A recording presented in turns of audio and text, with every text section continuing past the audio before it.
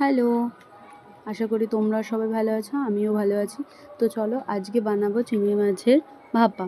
তো তার জন্য প্রথমে চিংড়ি মাছগুলোকে ভালো করে ধুয়ে ওর মধ্যে নুন হলুদ মেখে রেখে দেবো।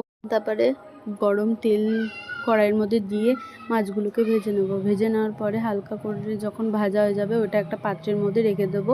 তারপরে তিল, পোস্ত, কাঁচা লঙ্কা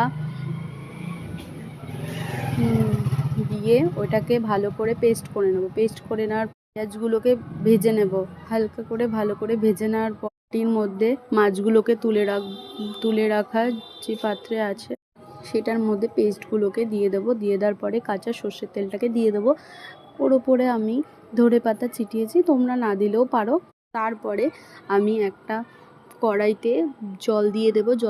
জলটা যখন গরম হবে হালকা, তখন আমি বাটিটার মধ্যে পরিমাণ মতো হলুদ আর নুন দিয়ে দেবো, স্বাদ মতো নুন দিয়ে ওটাকে আটকে দেবো। আটকে দেওয়ার পরে ওই টিফিন কারিটা ওই জলের মধ্যে দিয়ে দেবো। তো দেখো, তোমাদের সাথে কথা বলতে বলতে আমার রান্নাটাও রেডি হয়ে গেল। তো কেমন লাগলো জানিও ভিডিওটা।